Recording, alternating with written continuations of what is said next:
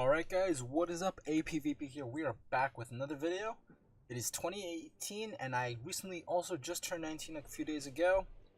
I decided that this year I wanted to make more videos and do a little bit more things. I have a couple plans in mind for what I want to do. Probably a little bit more Empire, some War Thunder, a couple of new games here and there. I know I've been saying this for a while now, but I kind of really want to do this. It's new year.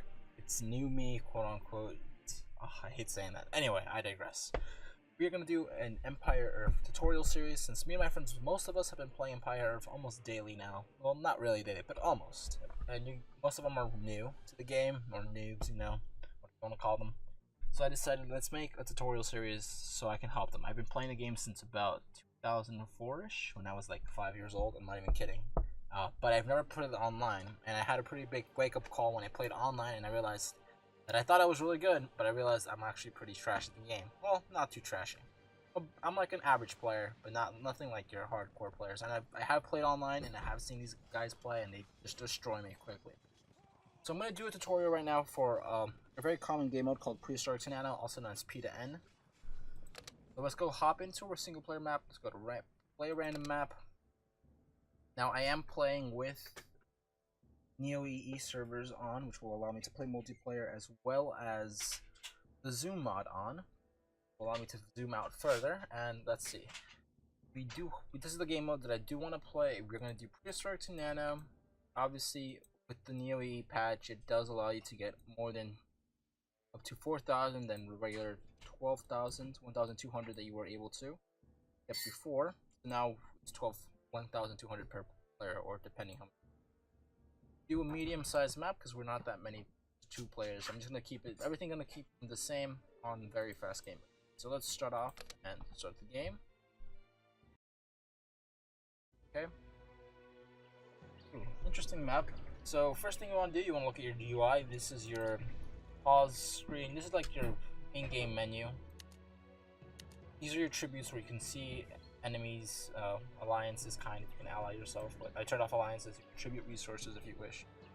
I did turn on select civilization because I don't want to be a country. So in this case, the computer by default will always choose a country. In this case, we're fighting Carthage. Just for this epoch, we're gonna start off by selecting our civilization, which you can click here or here. I'm actually just gonna do it here. And you choose these. These are bonuses, in-game bonuses, which are really helpful. You have 100 points to spend. Yeah, if you have used 0 points, so say I do that and I don't want that, I can use that to get exit out of that one that I didn't want to use. But this is good. You can get a lot of things such as economic, which I recommend you do farming iron and gold. And I already have a pre-made civilization, which I'm actually going to load. And I'm actually going to use this one, this game mode. And so now you have your civilization made. The first thing you want to do on a very new Prehistoric Nano game is get 6 people and put them on each resource. The reason why I say 6 because that's the maximum amount of people you can get in each resource. And I want to get food because I want to build a lot of citizens, and each citizen costs 50 food unless you put cost reduction for the citizens, which will make them cost 40 food. But 50 food for now. And we're on an island, so there is going to be fish, and fishing boats cost wood, but we don't have fishing boats because we get that in the next epoch. So we need to get wood. I want to start getting wood now. That way I can get fishing boats right off the bat. Now to evolve, you can only see if you can evolve to the next stage in your capital. Now the capital obviously we don't see any button that says to evolve to the next epoch. The evolve button will appear right above the citizen button, right around where I'm hovering my mouse over. But in order to see that, you need to build 2 buildings. Now what consists of a building is very different because towers and houses do not consider a building in the game. You need to have like actual buildings such as barracks, or temples, or settlements. But notice how the citizens are actually dropping off here. And say you don't want to walk. Say I put these people to work on this gold right here, really far away. We're not gonna get they have to walk all the way back. So this is where the settlement comes into play. The settlement will allow them to drop off resources closer. What I'm actually gonna do is build 2 settlements, one here and one here. And I know I like the map that I currently have, but I'm going to do this just because the reason why I didn't click, I just pressed N. If you hover over each building and or units, they have sometimes a hotkey. For in this case, if you look at the bottom left corner of the screen, it says settlement, it costs 100 wood, and below it you see a little N in parentheses. That's the hotkey on the keyboard. So if you select a citizen and press N, you'll be able to get it. E for house, T for tower, Y for temple, and B for barracks. Most of them are kind of explanatory. Actually, I don't like. I'm actually gonna destroy it. To destroy a building, just click on it and press the delete button. I'm actually gonna do it like this. I realize this is better because I won't be able to get around. So now that I'm building 2 buildings, one building has been made, another one's being currently made.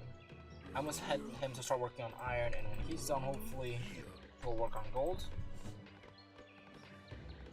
And when that's done, you should be seeing that we don't have another.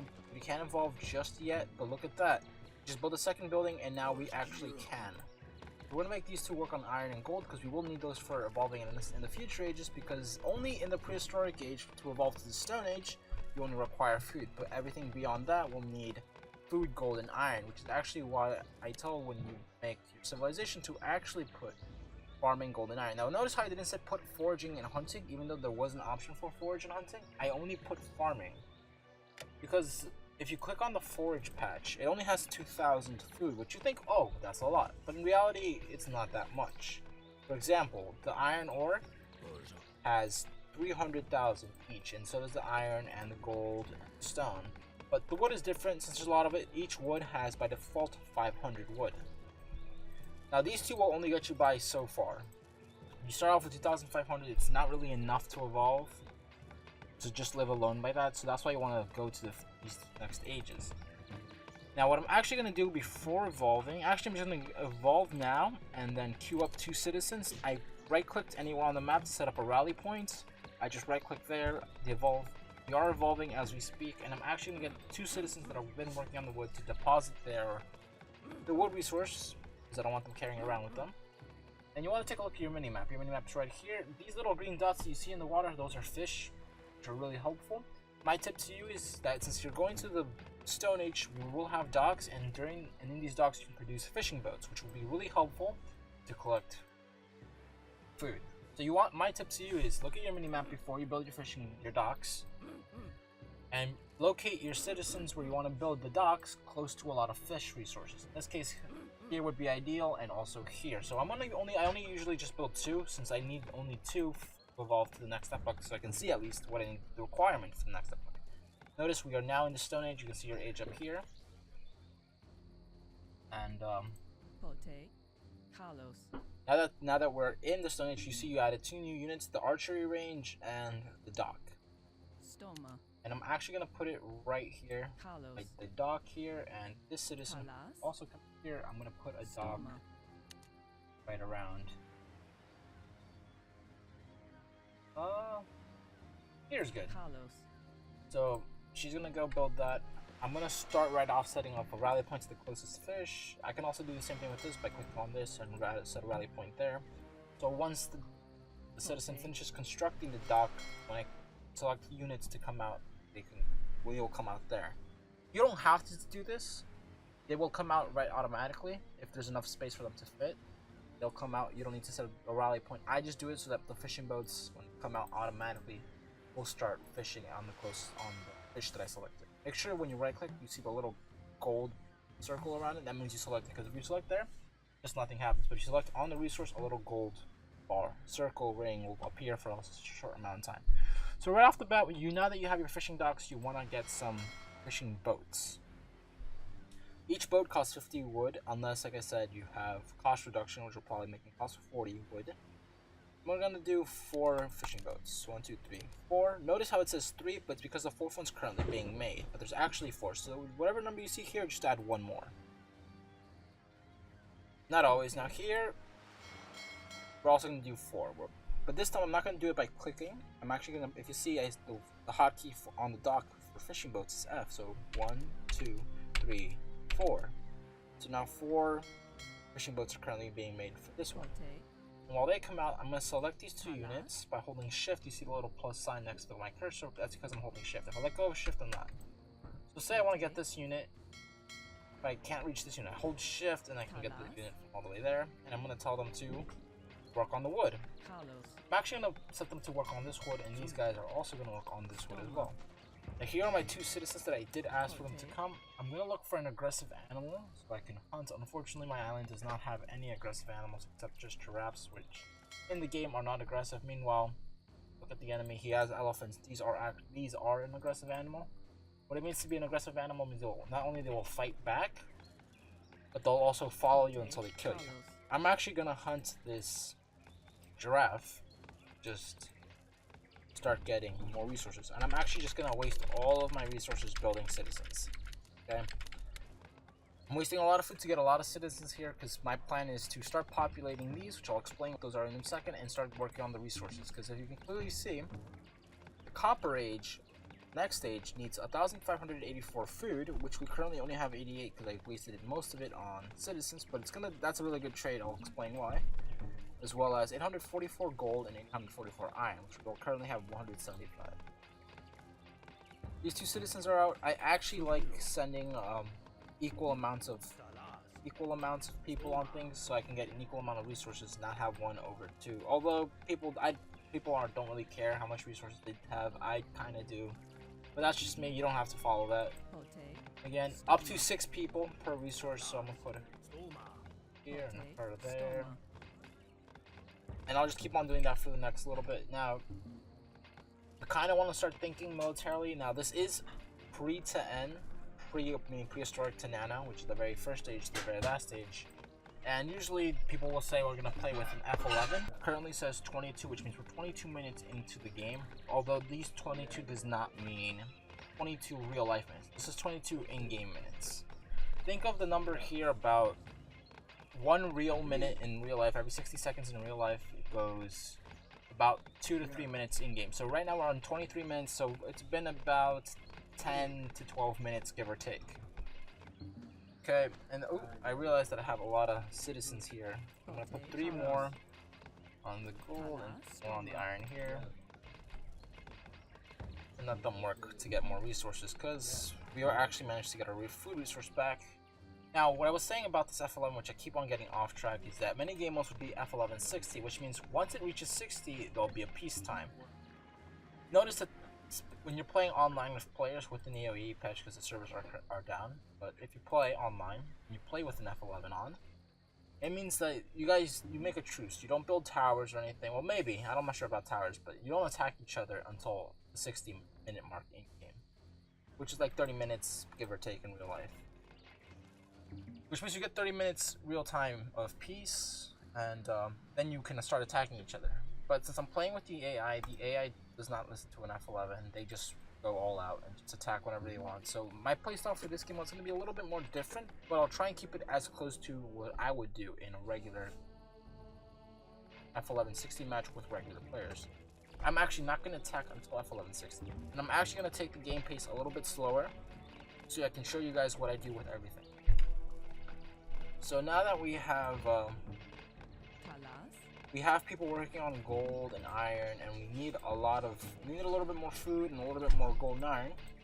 In the meantime, I want to show you how you can get a lot of citizens quicker without clicking multiple times. You click on your capital,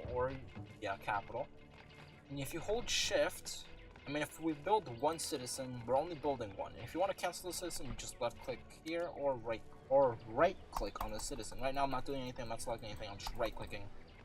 For example, I build 1, I right click on it, it stops producing it. But say I want to get 5 citizens quickly without clicking 5 times because I'm in a hurry. I hold shift and I click once, left click once on the citizen icon, and I'll produce 5 citizens. Notice 1 is being made, so the number 4 means there's 4 remaining on queue. So that means a total of 5 citizens will appear.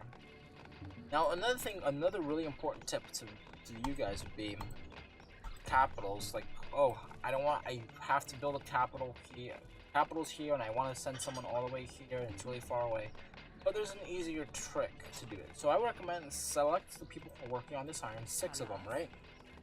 And you want to press the hotkey G or the populate button.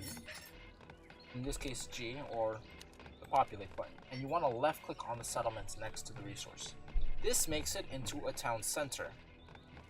And notice how I said the shift plus click once on a citizen, you get 5 people. I'm going to right click once on the resource and hold shift and click once to get 5 more citizens out there. Because there's 5, and this extra citizen who was working is no longer working, so I'm just gonna right click now 6 units. Now I am being attacked by a lot of naval units, so in my defense I'm actually gonna have to start fighting back. Obviously, this is what I said would be different. I said I wasn't going to attack, but since the computer does not listen to the F-1160 thing, I'll just have to escape. Now, I think my boat should be able to outrun them. I'm going to give them a little point of how they should follow the path. In the meantime, my war boats should be coming out. I'm actually going to build one more safe. I didn't actually want to waste my wood resource like that. I forgot. I keep on forgetting about what this all does because of I'm being attacked. But once I stop being attacked, I'll explain to you the benefits of all of this. As long as I can get 2 fishing boats, send these guys to attack. I'll even explain what I'm doing. I'm actually doing what is called the attack move. And I wanted to cover this a little bit later, but seeing how we're being attacked, I guess now would be a good time to explain this. The attack move, so say I wanted to just I just click do this, for example. I want to go to that position. Notice how the enemy attacks me, and once I get to the position, I'll be able to fight back. But with the attack move, what the attack move does, is it allows you to attack while you're going to that location. So if you encounter an enemy unit, you will attack before you encounter the enemy unit. Now, one of my ships was taken down, and I want to just move them because I don't want to lose the resource for making them. So, meanwhile, now my ships are healing because if you click on the dock, you see these little bars. This is the heal range, or the range of it, which has effect. Anything within this range will heal, which is actually something I should probably do with my war raft. I'm actually going to put him in the healing range and set him here and start moving my fishing boat, because he is concentrated on my fishing boat. Okay, now that I have that out of the way, I can finally go back to explaining. Let me quickly recap on the attack move. If I click here and I want to go there, if I just click there, boat will go, and if there's enemy units around it, it will attack it. However, and they won't do it, the fishing boat, the war raft, my bad, won't do anything until it reaches the location. So if I put it here and there's enemies here, they'll start attacking him, but he won't do anything until he gets to that location. You want to do attack move, say I want to attack move here. Notice the gold bar, the orange gold, whatever you want to call it, the orange bar, circle. That means that it's doing attack move, and what that does is, if your unit's moving, your unit's still going to move to that location, but if it encounters an enemy unit that it is able to attack, it will attack and fight back, which is actually really useful.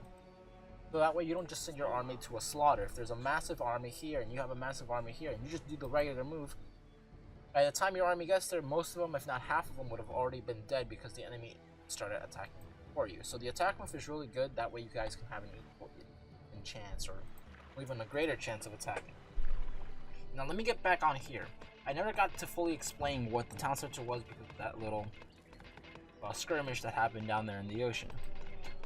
There's many reasons why you want to build a town center next to your resources, because not only are you able to produce more citizens, you're also able, oh my god, obviously I shouldn't take everything too slowly. Alright, I guess we're gonna have to forget about the sea for now, although I would really prefer not to. In the meantime, actually, I'm just gonna have to waste my resources building a couple more war rafts, and even actually go as far as to build a tower here. This is actually very unplanned. I don't usually play like this, but it's AI, so I really can't do much about it.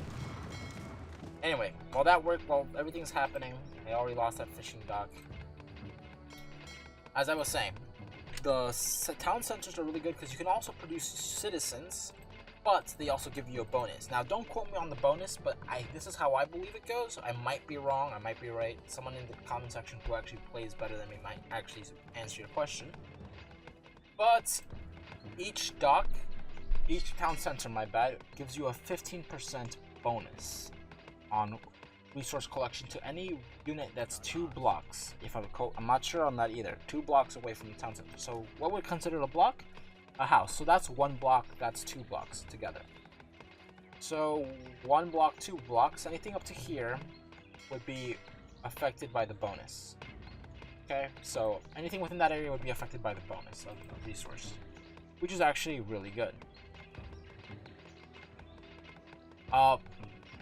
But notice how it says 5 out of 15, because here in the settlement this is 0 out of 5. So if I grab these 5 citizens, these 6 citizens, press G, populate that, and then just get my people to work, I have 5 out of 15 now. Now, what happens if I put 10 extra units? You'll get a capital. A capital has 15 out of 50. Now, what? There's 50. So if you make it into a capital, you'll get a 25% bonus. Again, don't quote me on that. You get a 25% bonus. And now what happens if you put the extra 35 units in? They won't change into a bigger capital. It just stays the same as a capital. Just make sure that it has 50 out of 50, which actually, and this I know for sure, will give you twice as much. So say, just as an example, in 1 minute you get 100 iron. Now in 1 minute you'll get 200 iron if the capital is maxed out with 50. There's nothing greater than 50. So if you put 50 units populated, that's it. In the meantime, guys, I think this is a good position to stop. I've already been 46 minutes in. The video's already going to be like 20 minutes, about, give or take. So I'm going to stop here and I'll continue on in the next video. I hope you guys have enjoyed this video. So I'm just going to pause it here. Hope you guys have enjoyed this video. We'll tackle on this battle that's obviously going to be bad and explain to you evolving stages and what's really good. Obviously, this is not really going as I planned. Excuse me. But, it's more or less kind of, and I'm taking this at a very slower pace. Keep in mind, if when I'm usually just playing, I would just do this a lot quicker. A lot of things would have been a lot quicker. But since I want to explain to you guys so you guys can understand, especially for my friends, if you might watch this, you guys want to learn some new tips and tricks. This is kind of how I play. Again, I'm not a pro, but this is my tips to you guys. Alright guys, I hope you guys have enjoyed, and I'm going to be off, and I'll see you guys in the next video.